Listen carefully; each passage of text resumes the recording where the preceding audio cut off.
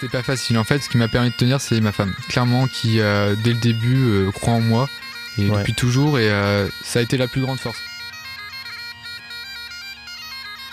Le plus dur, je te le dis, c'est la relation salariale, patron, salarié, collègue.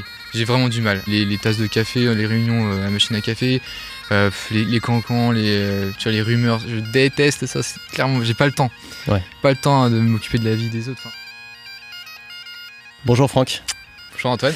Je suis ravi de te retrouver dans cet endroit un peu particulier. On n'est pas loin de Saint-Paul, dans l'abbaye. Elle a un nom, cette abbaye ? L'abbaye de Beauport, oui. Ok. Ça. Merci beaucoup de m'avoir invité ici. C'est assez incroyable ce que tu fais. Tu t'es lancé dans la musique irlandaise. Alors, tu étais un ancien employé de banque et tu as tout quitté pour te lancer dans la musique irlandaise. Aujourd'hui, tu en vis en vendant des formations. Qu'est-ce qui s'est passé ? Est-ce que tu peux me raconter un peu ton histoire ? Alors, du début ou vraiment Vas-y, raconte-la moi comme tu la racontes quand tu raconteras un ami qui te pose la question. C'est ça. En fait, avant, j'étais étudiant classique, quoi, en licence, en études bancaires. Voilà, j'allais faire un master. Je faisais un master en alternance. C'était la première année. Et en fait, ça s'est un peu mal passé. Les 4 premiers mois, en fait, ça s'est arrêté, en fait. Rapidement. Parce que, en fait, j'étais pas dans mon élément, j'étais pas à mon affaire. Enfin, En fait, si tu veux, à chaque fois que j'allais au travail, à la banque, ça me prenait 8h, 10h de la journée. Et en plus, j'avais 1 heure de route aller-retour. Donc ça fait 12 heures en tout. Finalement, j'avais plus que 1 heure ou 2 heures pour moi de temps. Et puis, t'as plus beaucoup d'énergie après tout ça. Et j'avais hâte de rentrer pour faire mes trucs, pour faire, je sais pas, des vidéos YouTube ou faire de la musique, tout simplement. Même jouer juste comme ça pour moi, pas forcément partager. Et puis, pour être aussi avec ma famille, quoi, être avec ma femme. Mais... du coup, voilà, donc j'ai enchaîné 4 mois comme ça, et puis finalement ça a dû s'arrêter complètement.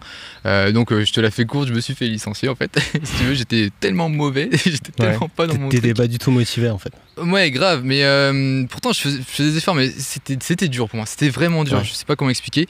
Et c'est quoi le plus dur ? C'était le monde de l'entreprise ? Ouais, en fait le plus dur, je te le dis, c'est la relation salariale, patron, salarié, collègue.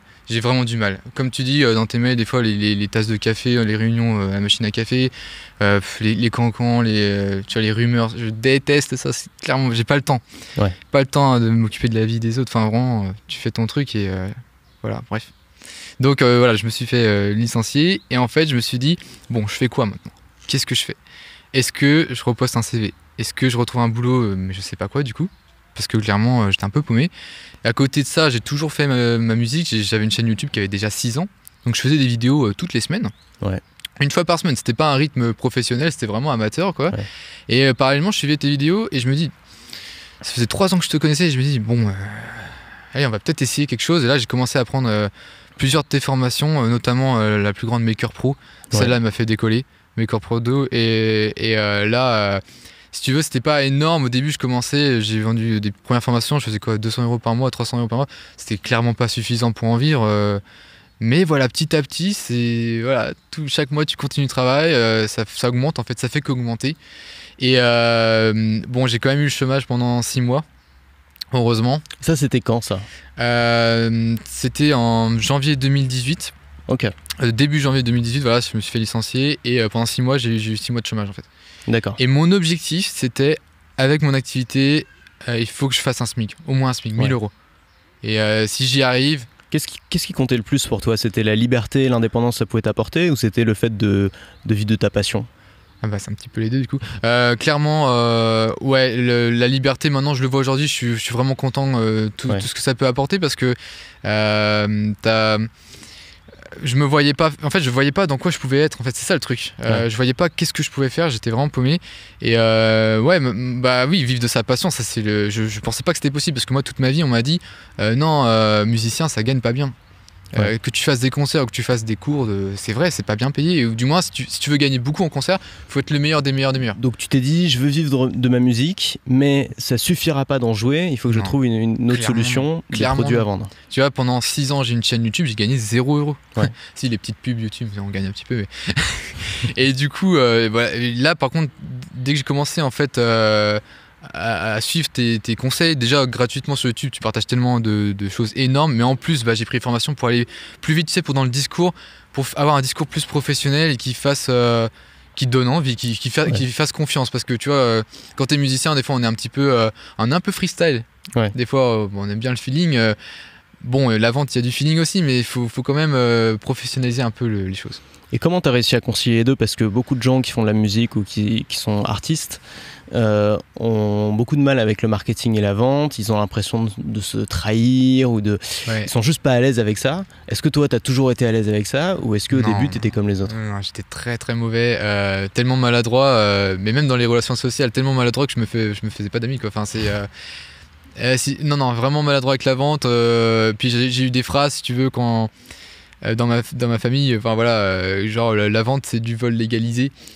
Donc tu vois le genre de mentalité que j'ai pu avoir dès l'enfance. Donc c'est clair que la vente pour moi c'était tous des voleurs et qu'il fallait pas se lancer là-dedans, sinon t'es un escroc, quoi. Enfin quelque chose comme ça, quoi. Et qu'est-ce qui t'a fait changer d'avis? Qu'est-ce qui m'a fait changer d'avis? Le fait tout simplement que grâce à la vente, tu peux vivre de ta passion, ce qui n'est pas possible même si tu joues bien, même si tu es le maître galactique, que tu joues super bien de la musique, c'est pas pour ça que les gens ils vont te rémunérer, en fait. Il fallait trouver un moyen de se faire rémunérer, et puis aussi un moyen qui soit juste, pas juste parce que regardez je suis beau, je joue bien, et puis voilà, quoi. Il faut aussi apporter, comme tu dis, de la valeur. Et finalement, la pédagogie, c'est aussi quelque chose qui m'a toujours attiré dès tout petit. Même quand je regardais mes profs en cours, même les profs de maths, au début je voulais faire prof de maths, tu vois. En fait, j'ai toujours été attiré par l'enseignement, quelque part. D'accord. Et donc tu t'es dit, je vais enseigner aux gens la musique irlandaise. Ouais. Et t'as lancé 30 formations sur le sujet. Ouais, là, en tout, ouais. Alors, elles n'ont pas toutes marché, il y en a 20 qui marchent très très bien, et les 10 autres, je les ai supprimées parce que bon, c'était pas trop demandé. Et ton audience, c'est combien de personnes à peu près? Combien de personnes regardent tes contenus tous les jours, suivent tes vidéos? Alors, combien de personnes regardent tous les jours? Avant c'était 200, maintenant c'est à peu près 400. 400 sur chaque vidéo. Donc c'est super intéressant parce que on ne peut pas considérer que c'est une grosse audience, c'est vraiment une audience de niche. Mais c'est des gens qui sont, j'imagine, qui te suivent depuis longtemps, qui sont super engagés, et ça te suffit pour gagner bien ta vie avec. Ah oui, en fait, c'est-à-dire que là aujourd'hui j'ai 7000 abonnés, mais déjà à 2000 abonnés, quand j'ai commencé à prendre tes formations, j'ai essayé, avec 2000 abonnés, déjà je pouvais avoir le SMIC, quoi, déjà. Donc ouais. Trop bien. Depuis quand tu fais de la musique irlandaise? La question. Depuis 8 ans peut-être. Depuis 8 ans? Enfin, depuis l'âge de 8 ans. Depuis l'âge de 8 ans. Donc du coup ça fait, alors 25, division euclidienne. Merde, les calculs. Ça fait quoi? Attends. On retiendra, ce qui est le plus important, c'est quand même que tu as commencé à l'âge de 8 ans. Alors je vais te poser la même question que je t'ai posée en off avant. À 8 ans ou à 10 ans, on a envie de faire de la guitare qu'est-ce qui toi t'a fait dire j'ai envie de faire de la cornemuse? En fait, si tu veux, c'est un peu grâce à mes parents, grâce à mon père. Si tu veux, il écoutait souvent à la maison de la musique irlandaise. Alors tout type de groupe, il y avait de la flûte irlandaise, il y avait de la cornemuse, de la guitare et tout ça.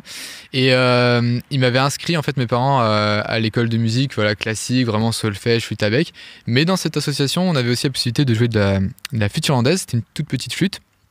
Et j'ai vachement accroché le son et aussi ce qu'on peut jouer avec. Et depuis, j'ai un peu plus mis de côté le côté classique avec flûte à bec. Je me suis mis à fond dans la musique irlandaise, et puis c'est comme ça, tous les instruments que je joue aujourd'hui tournent autour finalement de la musique irlandaise, que ce soit guitare, cornemuse. Alors quand tu t'es fait licencier et que tu t'es dit ok, je vais vivre de ma passion, comment t'as fait pour y croire, étant donné que t'avais pas vraiment de modèle autour de toi qui le faisait? Comment t'as fait pour y croire, pour t'accrocher et pour tenir bon? Parce que t'as quand même créé énormément de contenu, t'as lancé beaucoup de produits avant de commencer à vraiment bien gagner ta vie avec. Qu'est-ce qui s'est passé? C'était pas facile. En fait, si tu veux, je pense que c'est vraiment ce qui m'a permis de tenir, c'est ma femme. Clairement, qui dès le début croit en moi, et depuis toujours, et ça a été la plus grande force. En fait, elle aurait très bien pu me dire c'est qui ce boulet, il se fait licencier et tout. En plus, c'est moi qui finançais tout le couple à l'époque. Et j'avais donc grosse responsabilité sur les épaules. Il fallait absolument que je retrouve un taf pour gagner de l'argent rapidement. Et comment on peut se dire, le gars, c'est qui, il se fait licencier, et puis il me dit je vais faire ma musique, t'inquiète, je vais faire des vidéos, je vais faire ma musique, et puis ça va aller freestyle, quoi. Et pas du tout, mais bon, elle a toujours cru en moi, et si tu veux, c'est une période où je me suis vachement replié sur moi-même, je voyais plus trop mes amis, ma famille, j'ai fait une coupure pendant au moins 1 an en famille, pour être vraiment focus sur mon projet. Voilà, c'est vraiment que ma femme qui m'a vraiment soutenu, elle a cru en moi dès le début, et aujourd'hui ça se passe bien, quoi. Incroyable. Et elle, aujourd'hui, elle envisage de faire la même chose? En fait, on était déjà un petit peu sur Internet. Elle est sur Instagram, elle est photographe. Ouais, okay. Donc là, maintenant, elle se lance. Là, elle commence vraiment à passer à l'action massivement. Et puis, du coup, je l'aide parce que je suis déjà passé. Du coup, elle avait quand même la familiarité du business en ligne, quelque part. C'est ça. Et donc, elle voyait qu'elle était dans ce monde-là. Donc, elle a pu dire, voilà, c'est pas un mythe, c'est possible, tu peux le faire, tu vas y arriver. Mais aujourd'hui, elle se pose encore quelques questions au niveau, tu sais, un peu le syndrome de pas de l'imposteur, mais niveau créatif. Est-ce que je suis un artiste ou est-ce que, tu vois, il y a toujours ce clivage. Je sais pas pourquoi, quand on fait de l'art ou de la photo ou de la musique, on est toujours ouais, mais on va dire qu'après, je suis un vendu, que j'ai vendu mon âme et tout, si je vends des trucs. Et justement, par rapport à ça, j'imagine que c'est un petit milieu, la musique irlandaise. Ouais. Est-ce que tu as des gens qui t'ont reproché ce que tu faisais, qui t'ont reproché d'en tirer des revenus, en fait? Et pas beaucoup, j'ai eu beaucoup de soutien. En fait, j'ai une audience franchement géniale. J'ai eu beaucoup de soutien dès le début. En fait, ça a changé le jour où j'ai dit, écoutez, je souhaite vraiment en vivre. Je souhaite vivre de ma passion. Donc voilà, si vous voulez me soutenir dans l'aventure, ce sera avec plaisir. Voilà, je fais des cours, je fais des formations. Et donc là, c'est intéressant. T'as suivi l'approche d'en fait annoncer, avant même de lancer ton premier produit, aux gens que ton objectif, c'était de vivre de ta passion. Et donc que pour ça, tu allais vendre des produits. Ouais, du jour au lendemain, les gens t'ont soutenu. Surtout que ça faisait 6 ans que je faisais que du contenu gratuit. Donc c'est super dur la transition où tu te dis, ils vont me jeter des tomates quand je vais annoncer que. Tu vois. Mais non, en fait, ce que j'ai fait, j'ai annoncé dans une vidéo. Et dans cette vidéo, alors accroche-toi bien, attention, j'ai vendu mon premier produit payant, 2 € pour l'avoir. 2 €? Pour te dire la confiance que j'avais. J'avais pas de confiance du tout en la valeur que je pouvais apporter. C'était quel genre de produit? C'était une librairie privée dans laquelle je partageais un gros contenu en fait pour 2 €. Mais j'avais pas d'estime. En gros, il y a des partitions super bien écrites avec ornements, tablature, tu vois, on voit même la position des doigts. J'ai fait un tuto pour chaque morceau, donc où je m'enregistre lentement, et j'ai même mis un background de guitare pour que les gens après puissent s'entraîner dessus, quoi. Ok, 2 €. Et aujourd'hui, ils sont vendus à combien tes produits? Alors, du coup, ça c'était avant, c'était le lancement, mais maintenant je suis plus sur la formation classique. Aujourd'hui, le lancement de formation, voilà, c'est 99 € la formation.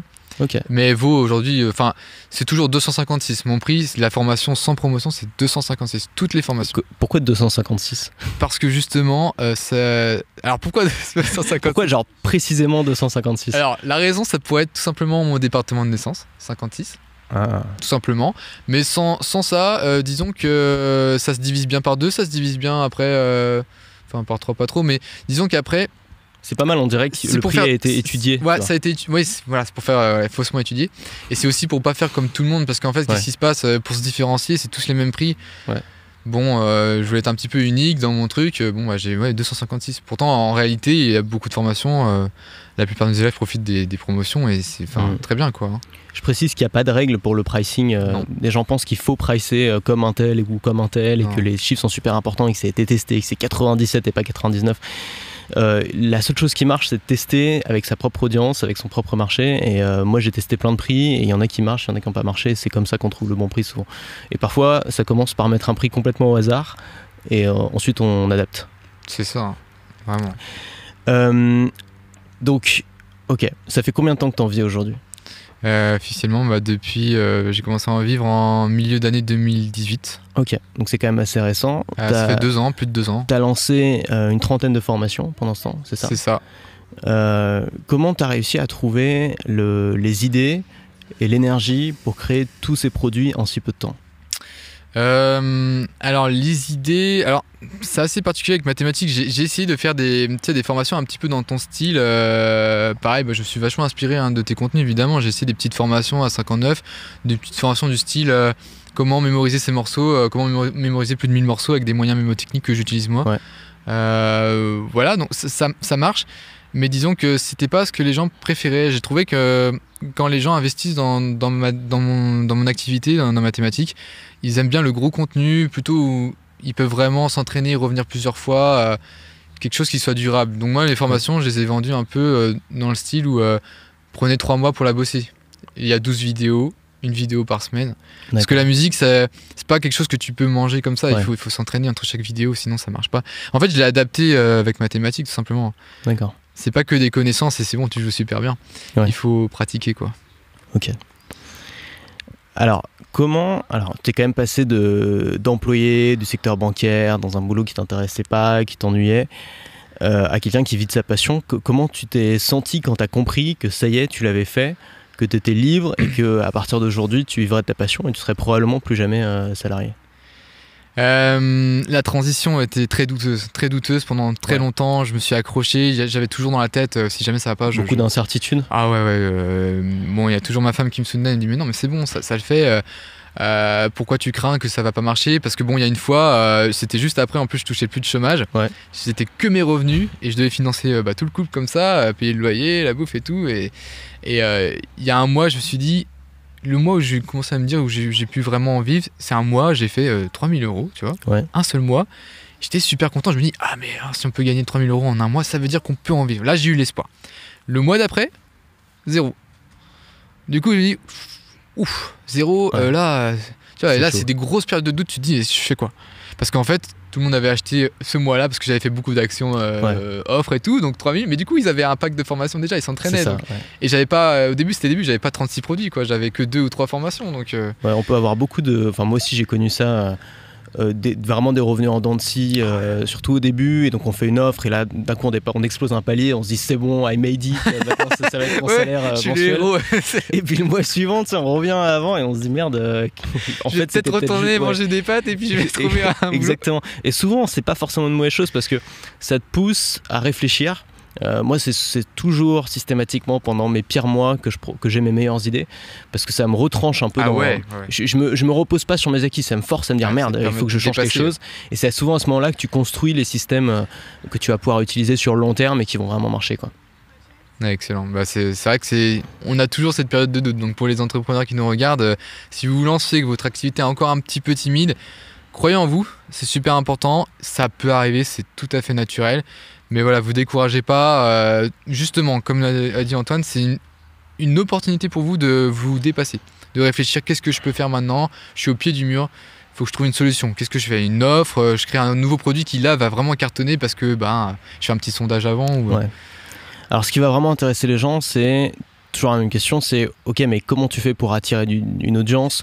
Comment tu as fait pour devenir numéro 1 sur ta thématique? C'est quoi ta stratégie de contenu et ta stratégie de vente? Stratégie de contenu, donc déjà YouTube principalement, hein, le gros du gros c'est YouTube. C'est quel genre de vidéo que tu postes? Alors en fait des vidéos tuto. Et des vidéos aussi où je joue, c'est important, où tu montres que tu joues un morceau avec un super accompagnement qui donne envie. En fait les deux sont complémentaires finalement. Tu as la partie tuto qui est vraiment appréciée parce que je pense que mes élèves ils apprécient de se dire le gars ça va, il a un niveau, il sait ce qu'il dit, on entend comment il joue, et là il explique lentement, c'est des vidéos format 14 minutes, 20 minutes, j'explique tout simplement, j'explique ce que je fais. Tu peux donner un exemple par exemple? Tuto, en fait il y a 2 types de tutos que je fais.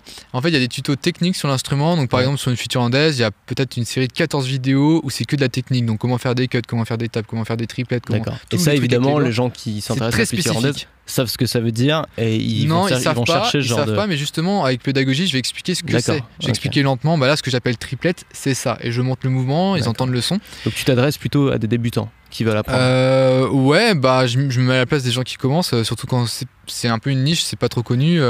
Tu fais comment pour ça? T'essaies de te souvenir de tes premières fois? Clairement oui, ça c'est clair. Au début moi je faisais que des notes toutes simples. Le jour où j'ai eu un super prof qui m'a montré non mais tu peux faire ce que tu fais à la cornemuse, tu peux le faire sur la flûte. Et il m'a complètement débloqué. Ah ouais, on peut faire ça, c'est autorisé. Et du coup là ça a complètement débloqué mon jeu, et je veux en fait créer ce même déclic chez mes élèves, se dire que non c'est possible en fait. Tu vois, il y a une manière académique de jouer qu'avec des coups de langue, mais tu peux rajouter plein de trucs en fait, plein d'effets. Et donc ça c'est le premier type de tuto, et il y a le deuxième type de tuto qui est aussi, et c'est limite celui qui marche le mieux finalement pour attirer de l'audience, si c'était ça ta question, c'est des vidéos où j'apprends un morceau. Et ce morceau en question, ça peut être des morceaux très connus, des morceaux bretons style Saint-Patrick Sandro. Ok, donc tu dis à la fin de cette vidéo tu sauras globalement jouer les notes de ce morceau. Ouais, je fournis la partition, je monte lentement, vous pouvez vous débrouiller avec la vidéo. Et évidemment, avec quel instrument? Avec tous mes instruments. En fait, si tu veux, je fais plusieurs instruments. Et en fait, c'est aussi grâce à ça que j'envie. Tu vois, c'est aussi ma spécificité, c'est que je fais de la cornemuse écossaise, je fais de la flûte irlandaise à petite, je fais de la flûte tracia, je fais de la guitare. Je me lance aussi dans l'Ilium Pipe, c'est la cornemuse assise. Il y a aussi le twist trap, c'est une autre cornemuse. Tu vois, en fait, finalement, et je fais des formations sur chaque instrument. Donc c'est ça aussi qui me permet d'avoir un revenu plus safe, plus stabilisé, quoi. Ok. Ce qui serait pas forcément le cas si je faisais qu'un seul instrument, parce qu'au bout d'un moment... En fait, tu diversifies au sein même de ta niche. C'est ça, mais toujours autour de la musique irlandaise. Je tourne autour. D'accord. Donc le gars, évidemment, qui s'intéresse à la cornemuse, un jour, il va dire, tiens, et si je m'intéressais à tel autre instrument qui est bien complémentaire, c'est déjà arrivé, et à tel autre, et donc ça lui permet, par exemple, d'acheter plusieurs formations, de rester chez toi, en tout cas, pendant un moment, des fois, et continuer à apprendre. Je remercie énormément mes élèves, le soutien. J'ai des fois des personnes, elles m'achètent toutes mes formations. Je dis, mais comment tu peux faire? Tu peux pas jouer tous les instruments que je... Enfin, si... Mais je veux dire, tu fais de la flûte, tu fais de la guitare, c'est plus ou moins complémentaire, mais de la cornemuse, enfin, évidemment, ça n'a rien à voir. Ça n'a vraiment rien à voir. Je dis, comment peux te lancer dans... Tu dirais que le plus gros de tes ventes, c'est plutôt des gens qui reviennent, qui te connaissent, ou c'est de nouveaux clients qui apparaissent? J'ai pas fait d'études statistiques, mais disons que... D'instinct. Disons que c'est vraiment les personnes qui me suivent depuis le début, qui me soutiennent régulièrement en prenant mes formations. Je pense que c'est eux. Il y a des personnes qui ont acheté toutes mes formations, donc tu vois, c'est pas compliqué, hein. 10 formations à 99, ça fait 1000 €. Il y a des personnes qui ont acheté pas mal de formations, et c'est grâce aux personnes les plus fidèles, hein. Parce que il peut y avoir plusieurs nouvelles personnes qui m'achètent par-ci par-là, mais si après c'est la seule formation, alors soit ils ont continué, soit ils ont pas continué, tu vois. Et puis d'ailleurs, j'ai même pas de retour, c'est ça qui m'embête des fois en tant que prof. T'aimes bien aussi avoir un retour sur ce que font tes élèves, t'aimerais bien entendre comment ils jouent, s'ils ont avancé ou s'ils sont bloqués. Même s'ils sont bloqués, des fois ils osent pas me contacter parce que... T'as jamais fait de cours particuliers? Si, justement, ça a commencé par ça en fait. Ça a commencé par ça, j'ai fait des cours sur Skype en fait. Ok.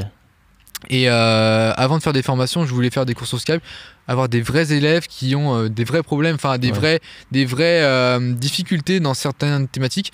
Du coup, moi, ça me permet, quand j'ai fait la formation, de pouvoir vraiment toucher tout le monde. Quand j'ai fait ma formation, j'ai pris en compte, j'avais au moins déjà 17 élèves toutes les semaines pendant plus d'un an. Ça m'a permis d'avoir de la donnée pour savoir à quel moment les élèves ils se bloquent. Et c'est souvent aux mêmes endroits. Quand il y a l'arrivée de certaines techniques, ils se bloquent. Quand il y a l'arrivée d'un certain morceau, d'un meilleur niveau... Le fait de commencer par faire du coaching, en fait, ou des cours par Skype, ça t'a permis de savoir quels étaient les plus gros problèmes de tes élèves, et donc de les résoudre ensuite. Écoute bien, je souris parce que mes premiers cours, tu vas rigoler, encore une fois pour te montrer le gars qui a trop pas confiance en lui. Le premier cours que j'ai fait, écoute bien, c'était à 5 €. 5 € de l'heure. Ouais, et écoute, il m'a pas payé pendant 3 mois. Oh là là. T'imagines, pendant 3 mois, j'attendais du coup l'équivalent des cours. 5 €, mais tu les as donnés sur Fiverr ou quoi, tes cours? Non, en fait, c'est un mec sur YouTube, tu vois. J'avais déjà 2000 abonnés, mais il m'a dit, est-ce que tu donnerais pas des cours? Au début, il voulait carrément se déplacer, faire les cours avec moi en physique. Et finalement, il habitait à 3 heures de route, tu vois. Je lui dis, on va pas faire ça tous les jours. C'est là qu'on a trouvé la solution Skype ensemble. Et ça l'a fait. Et puis comme l'expérience était sympa, j'ai continué, j'ai annoncé du coup publiquement que j'ai déjà fait un cours avec un élève, si vous voulez, si vous êtes intéressé, c'est possible. Parce que... Donc c'est quoi? Donc tu m'as dit les contenus que tu postes, c'est beaucoup YouTube, des tutoriels. Ouais. Tu postes 2 types de contenus? Ouais, et le deuxième, c'est aussi très important, c'est ce qui crée, si tu veux, l'envie chez les élèves qui, du coup, ils me voient jouer, ils m'entendent jouer. Donc là, c'est des morceaux où je montre vraiment tout le skill, tout ce qu'il est possible de faire sur les instruments, comment tu peux faire sonner tout ça. Et c'est souvent une vidéo un petit peu, j'ai l'impression qu'elle sert à rien dans le sens en termes... C'est pas qu'elle sert à rien, ça va motiver, elle motive mes élèves, tu vois, ça va pas faire de la vente directement. Mais en attendant, ça motive énormément les élèves, en tout cas, à commencer un nouvel instrument. Et ça, je trouve ça bien parce que même s'ils s'y mettent pas à fond, ça peut donner l'opportunité de commencer quelque chose de nouveau, quoi. Ok. Tu m'avais dit que tu étais sur TikTok en off. Yes, tu vas me détester. Non, mais au contraire, je pense que ça. Figure-toi que j'ai fait des ventes sur TikTok. Ça s'adapte super bien à ta thématique. Mais du coup, oui, c'est ce que je me suis dit. TikTok, c'est quoi? C'est la danse, la musique. Comment tu sais si t'as fait des ventes sur TikTok? T'as traqué? T'as fait une... Ouais, c'est tout simplement une personne qui m'a envoyé un mail. Et qui m'a parlé en langage TikTok. Alors c'est un peu particulier, c'est le langage SMS, abréviation. Je me dis, qui c'est qui arrive? Mais des jeunes certainement. Ils te découvrent, donc tu postes des petits morceaux sur TikTok, les gens te découvrent, et ensuite ils découvrent le reste de ton univers. C'est ça, donc là le principe, c'est pour ça que je suis à la baie de Beauport, là j'ai filmé plus de 100 vidéos en fait à l'intérieur, et là avant que tu arrives, j'ai encore tourné 20 vidéos de cornemuse. C'est des petites vidéos de 1 minute, mais dans 1 minute en fait c'est des fois bien suffisant pour jouer un morceau en complet. Et je me lance un challenge en ce moment, 365 jours, donc un nouveau morceau tous les jours sur TikTok et sur Instagram. Et ce qui est vachement bien fait, c'est que sur TikTok, c'est tellement plaisant à utiliser que tu peux transférer facilement ta vidéo sur Instagram. Ouais. Pareil, après, tu automatises tes stories. Les stories, tu mets la même chose et tu la mets sur Facebook en même temps. Donc finalement, c'est un travail qui ne demande pas tant que ça d'effort. Et ça fait de la visibilité. Et là, tu vois, sur Instagram, j'ai un élève maintenant en cours de musique qui aux States, du coup, un américain. Et je vais lui donner des cours prochainement. Il m'a découvert sur Instagram. Et sur TikTok, bah, j'ai fait ma première vente à 130, quoi. Donc bon, pourquoi pas. Tu t'es fait connaître comme ça. Ouais, bah, je continue. J'élargis, quoi, parce que je me dis, YouTube, c'est bien. Mais c'est différent. YouTube, c'est un moteur de recherche. Les réseaux sociaux, voilà, c'est différent. T'as beaucoup de concurrence? Pas vraiment. En français, aucune. Ok, comment tu l'expliques? Comment je l'explique? Bah, tout simplement parce que personne ne l'a fait avant moi, en tout cas en français. Personne n'a prouvé que tu pouvais en vivre, personne n'a prouvé que tu pouvais réussir dans cette thématique. Tout le monde dit que c'est sympa, c'est beau, c'est bien la musique irlandaise, mais bon, ça compense pas tout de suite à un gros business, etc. Voilà, même si tu te lances à fond dedans, tu vas galérer, quoi. Ouais. Et ça, c'est vraiment intéressant parce que c'est vrai que tu vois, tu prends le développement personnel, tu prends le marketing, tu prends la finance. Tout le monde a un blog quasiment ou une chaîne YouTube dessus et c'est hyper concurrentiel, etc. C'est très et dur, à côté de ça, tu as des thématiques où autant il y a quand même un marché qui existe, c'est-à-dire qu'il y a des gens qui s'y intéressent, et autant il n'y a personne qui a l'idée de faire ça. Il n'y a vraiment personne qui a l'idée de monter un blog, de faire une chaîne YouTube. Je me suis fait attaquer par les mouches. C'est horrible parce que j'ai un truc dans chaque main. Attends, et du coup, elles en profitent. Ça fait partie du décor. Et ouais, donc ouais, tu as un marché et il n'y a personne parce que personne n'a l'idée de faire ça. C'est pas un endroit où les gens en plus sont habitués au marketing, à la vente, etc. Donc souvent les techniques fonctionnent très bien. Et en plus, c'est pas forcément peu de gens ont l'ambition d'en vivre de ce genre de choses. Il faut vraiment être passionné de fou. Hein. Faut vraiment que tous les jours c'est ta rage, pour moi, comme je t'ai dit tout à l'heure, c'est limite un prétexte pour moi de jouer de la musique tous les jours, parce que déjà de base je joue de la musique tous les jours juste pour moi, parce que j'aime bien, je suis passionné, mais du coup le truc, je me suis dit tiens, ce serait quand même super sympa que ce soit mon activité professionnelle et que ça puisse me permettre d'en jouer plus souvent, du coup, parce que si tu fais un métier qui n'a rien à voir, tu feras pas de musique pendant ton métier, quoi. Ouais. Sinon on va te regarder, et puis même pendant les pauses, tu sais, après t'as plein de questions indiscrètes, enfin des questions un peu bêtes, j'aime pas ça dans le salariat, les collègues des fois, enfin après j'ai eu une expérience qui n'était pas forcément positive, c'est ça aussi. Moi je connais aussi d'autres gens qui ont eu beaucoup d'expériences positives et c'est super, quoi, mais moi c'était pas mon cas. Moi, c'est pareil avec le salariat, c'est une expérience surtout qui m'a donné envie de quitter tout ça, le fait d'avoir l'impression d'être un peu coincé dans cette team que t'as pas choisi. On te prend vraiment pour un larbin. Enfin moi c'était pour moi, c'était mon expérience. On te prend vraiment, on te donne des trucs trop pas intéressants et tu dois pas roter, tu dois faire genre que tu bosses alors qu'en fait il y a pas de boulot.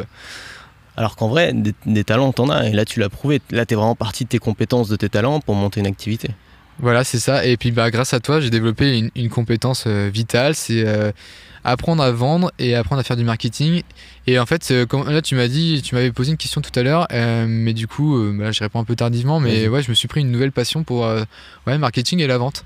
Parce que je me dis, c'est quand même incroyable, t'es passionné de quelque chose, t'as beau montrer que tu joues bien, tu fais plein de trucs super intéressants gratuitement, mais c'est pas pour ça que tu vas en vivre, en fait. Par contre, si tu apprends à vendre, si tu apprends à créer de la valeur et faire un peu du marketing, ça devient possible, le rêve devient possible. Ouais, je trouve ça vraiment intéressant parce que on parle beaucoup aujourd'hui, c'est très à la mode de vivre de sa passion, etc. Et c'est vrai que vivre de sa passion, ça fait rêver tout le monde. Le souci, c'est que les gens pensent qu'il suffit d'être passionné pour gagner sa vie avec. Et en fait, ce qu'il faudra ajouter à ce discours, c'est vivre de sa passion, oui, mais en trouvant un système qui fonctionne. C'est-à-dire en se positionnant sur le marché, en créant une offre, en apportant de la valeur, etc. Et souvent, c'est ce qui manque en fait à ce discours de oui, vous pouvez le faire, vivre de sa passion, c'est possible, etc. Oui, c'est possible à condition de suivre des méthodes, de respecter les lois du marché, de trouver une offre, de trouver un besoin et d'y répondre avec une offre, en fait, tout simplement. Et toi, c'est ce que tu as pu faire. Et je pense que dans le domaine de la musique, l'enseignement, la formation, c'est vraiment une des manières les plus simples de bien gagner sa vie avec, tout en vivant de sa passion, parce que tu continues à faire de la musique, c'est aussi ce qui te rapporte tes clients. Et ouais, tu l'incarnes super bien, quoi. Ouais, et puis surtout que pour les personnes qui regarderaient cette vidéo et qui par exemple aimeraient se lancer son business dans la musique, on a souvent un souci, c'est que je sais pas, on est vraiment le côté artiste, tu vois, on a une âme pure, on cherche la perfection, les beaux morceaux, et après si tu vends quelque chose tout de suite c'est un truc humain, non c'est trop terre à terre, c'est trop pragmatique, utilitaire, commercial, ils osent pas.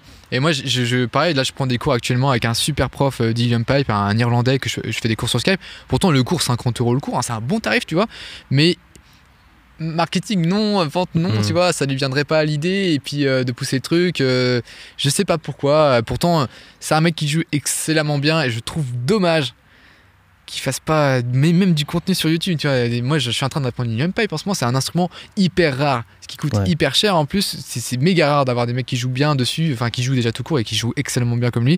C'est dommage que lui il donne pas plus de cours et il fasse pas plus des formations, pourquoi il ferait pas ça quoi, parce que c'est tellement fermé. Et puis tu sais, il y a aussi un peu cette fierté.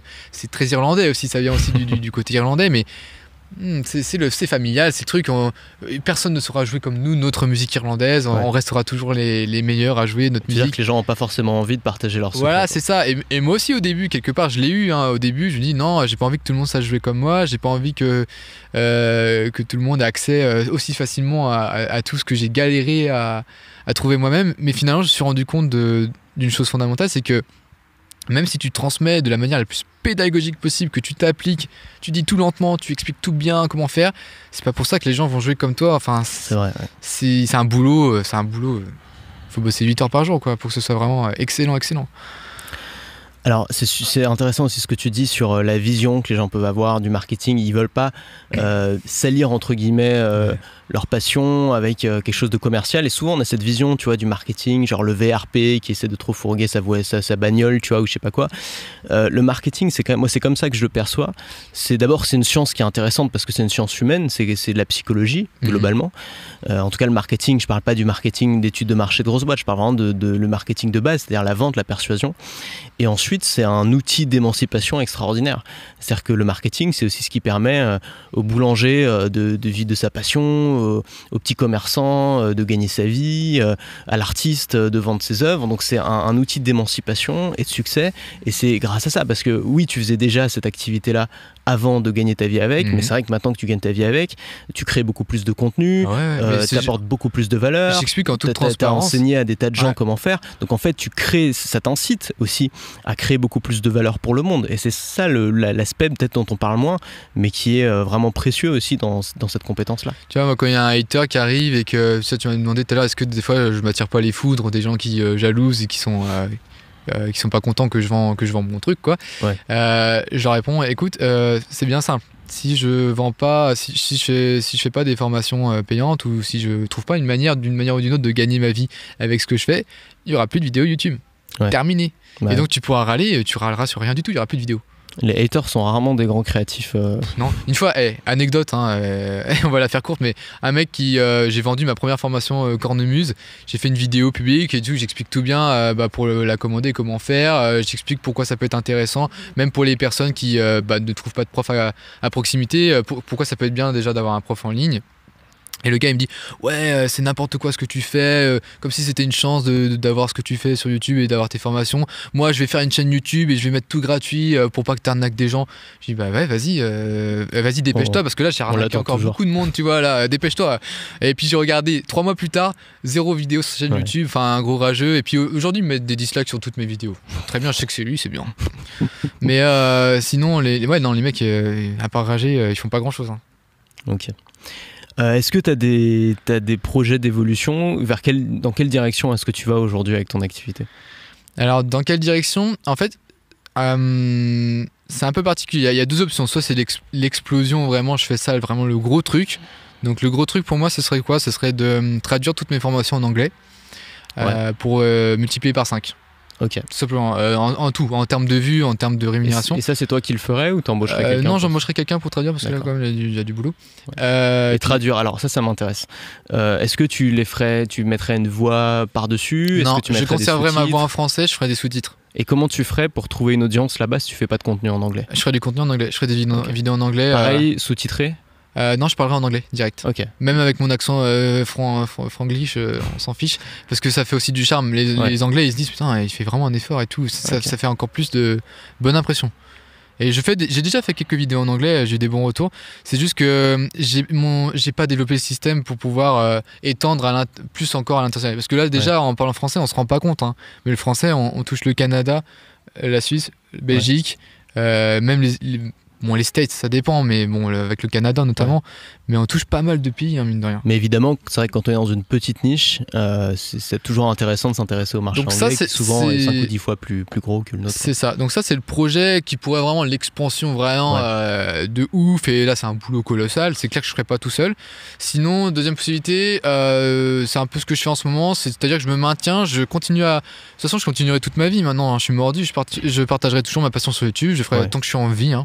Tant que je suis en vie, je ferai des vidéos sur YouTube, je partagerai mon contenu. En termes de formation, je ne sais pas si je pourrais toujours faire sans arrêt des nouvelles formations, parce que, comme je t'ai dit, c'est des formations où on apprend un nouvel instrument. Il y a la formation avancée aussi sur le même instrument, mais après, sauf après concept, comment mémoriser ces morceaux. Mais au bout d'un moment, le plus gros est fait. Ce serait un peu de la redite, mais ce que je ferais, peut-être je serais sur des promotions, voilà, de temps en temps des offres, et ça suffira amplement, parce qu'en fait il y aura de plus en plus de monde. Après, est-ce que c'est bien de s'endormir sur ses acquis, de se dire bon, moi j'ai un revenu qui me satisfait, est-ce qu'il faut encore aller chercher plus loin? C'est un peu le dilemme en ce moment. Pour l'instant, je suis bien comme ça, mais oui, c'est sûr qu'on peut encore, je pourrais bosser encore plus, mais tu vois, disons que là je profite plus, si tu veux, il y a une richesse en termes d'argent. La richesse la plus importante, qui est pour moi, comme toi je pense, c'est la liberté. Et ça, c'est un truc de fou, parce que du coup, avec tout le temps libre que j'ai, moi ce qui m'intéresse plus, c'est développer les talents. Donc tu vois, en musique j'ai pu développer des talents, mais là en vente aussi, du coup grâce à toi j'ai pu développer mes talents en vente et en marketing. Mais là tu vois, je me dirige sur des trucs qui n'ont rien à voir, et ça fait plaisir pour une fois de développer des talents ou de découvrir un nouveau domaine où t'as pas besoin de gagner ta vie absolument. Donc tu vois, ça peut m'arriver, j'aime bien cuisiner, tu vois, je me renseigne pour faire des meilleures recettes, des meilleures épices et tout ça. Pareil, la musculation, là en ce moment je suis à fond dessus. Maintenant j'ai toujours rêvé, tu vois, d'avoir un corps stylé, tu vois. Et je dis c'est l'occasion, j'avais pas le temps avant, mais je dis là maintenant c'est bon, tu manges bien, tu fais du sport comme il faut, là je peux geeker maintenant, j'ai du temps pour développer des nouvelles compétences. C'est vrai qu'on gagne énormément de temps dans ce métier pour faire autre chose, pour s'intéresser à d'autres choses aussi. Quand t'as des méthodes, quand t'as des méthodes, c'est sûr. Au début, tu galères. Hein. Moi, j'ai galéré, bien 1 an. Il faut rappeler toujours qu'au début, tu fournis beaucoup d'efforts pour peu de résultats, pour ensuite passer dans l'inverse, en fait, où tu fournis peu d'efforts pour de bons résultats. C'est ça. Écoute, merci Franck. Pour moi, c'est vraiment le genre d'histoire que j'ai envie de raconter sur cette chaîne, parce que les gens comme toi, mon audience les connaît pas forcément. Ils connaissent les gourous du marketing, ils connaissent les entrepreneurs hyper connus avec un succès fulgurant. Ils connaissent pas forcément les gens qui vivent de leur passion. Peu importe quelle est cette passion, souvent d'ailleurs les passions niches, les passions hobby peuvent très bien fonctionner. On n'a pas besoin de s'attaquer à un truc avec un problème monstrueux et tout. Donc c'est une belle histoire, ça prouve que c'est possible. Et que les méthodes qui consistent à créer du contenu, à proposer beaucoup d'offres fonctionnent. Et voilà, que quelqu'un qui est vraiment motivé, qui est vraiment passionné peut y arriver, quoi. C'est ça, vraiment. Et merci beaucoup. Où est-ce qu'on peut te retrouver, Franck? Pour les quelques, je suis sûr qu'il y a des gens qui vont être fans de musique irlandaise, peut-être pas beaucoup, mais il y en a. Possible. C'est simple, Franck Medrano, Irish Music, c'est le nom de ma chaîne. Sinon, on peut me trouver assez facilement en mettant apprendre la flûte irlandaise, apprendre la cornemuse. Je suis en top du coup, parce que en français, il y a pas grand monde qui fait ça, quoi. Ça marche. Merci beaucoup.